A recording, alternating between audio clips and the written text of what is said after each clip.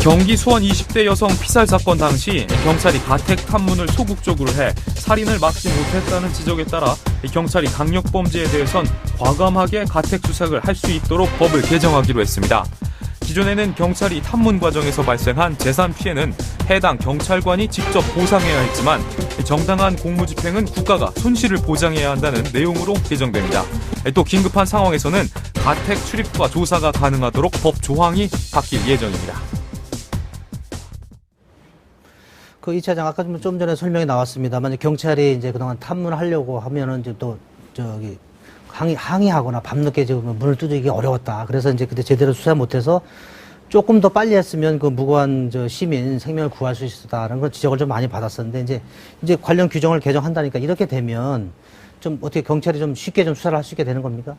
네, 전보다는 좀 나아질 수 있을 것 같은데요. 지금 말씀해 주셨다시피 우리가 잘 알고 있는 그 수원 20대 여성 살해 사건이라든지 아니면 그 다음날 일어났던 평택 그 여성 그 성폭행 사건 때도 그랬는데요.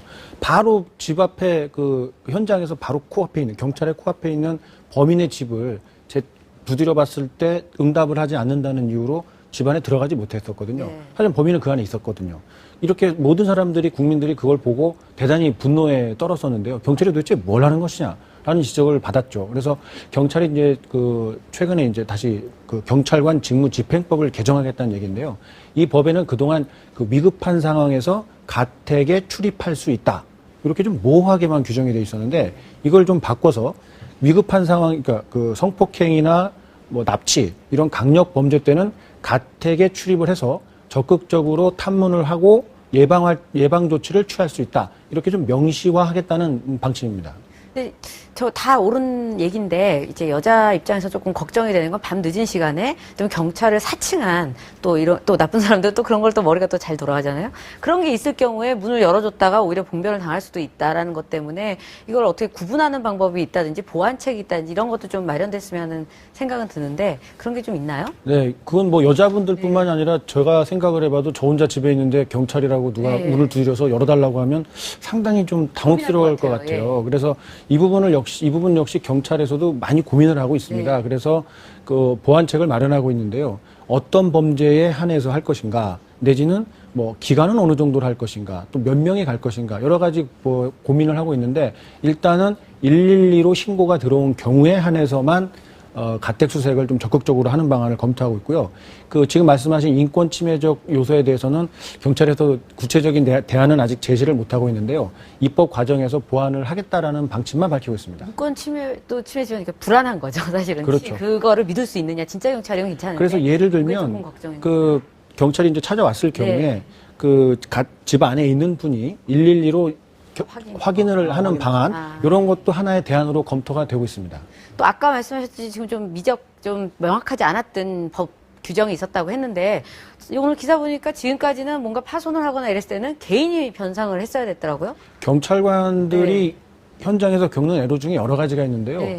범인이 저기 이제 도망가서 이제 어디 들어가죠. 그래서 이제 뭐 잠그고 있으면 문을 부수고라도 들어가야 되는데 그렇게 해서 발생한 피해는 경찰 개개인이 변상을 했었고요.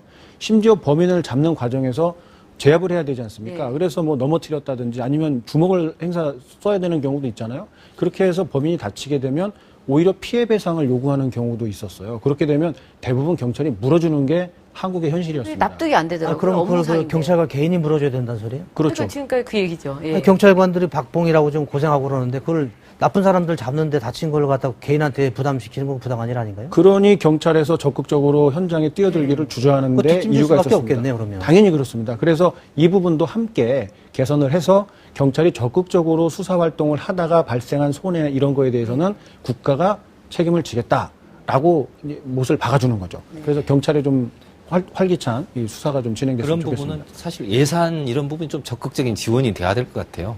그렇죠. 예. 제 생각에는 사실 무슨 무상 보육이나 이런 것보다는 저런 목숨과 관련된 그런 부분이 훨씬 국가에서 먼저 예산을 집행해야 되는 것들 아니에요? 아까 경찰관이 부담해야 된다는 소리 들으니까 저희들이 이제 옛날에 경찰서 취집할 때 보니까 지금은 좀 달라졌겠습니다만 형사계 전화가 한 대 있어요. 그러니까 한 대에 여러 군데 전화가 오잖아요. 그러면 그거 가지고 다 응대가 안 되니까 경찰관들이 돈을 모아가지고 사설 전화를 놓는 거예요. 그래서 그 사설 전화 놓은 걸 형사들이 십시일반 모은 돈을 가서 부담을 하면서 아니 이 국가 일을 하는데 이런 수가 있나라는데 아직도 뭐 사안의 차이는 있습니다만 여지도 그런 현상이 있는 거네요. 그렇죠. 말씀하신 대로 천 차장께서 말씀하신 대로 이런 문제는 국가가 정치권이 좀 해결해야 되는데 자기네들 논문 표절이나 뭐 성추문 이런 거에 대해서는 아주 열심히 하면서 이런 것들은 뭐 10년, 20년이 지나도 별로 관심들이 없어요. 예, 이 차장 얘기 들으면 경찰이 좀 든든할 것 같습니다. 아까 좀 112 뭐 얘기를 하셨었는데 그동안 이제 112로 이제 신고를 하면 이제 내 휴대전화에 위치 추적이 안 된다. 네. 그래서 그런데 이게 아마 119하고 통합을 해가지고 어떻게 운영한다는 얘기가 있어요? 네.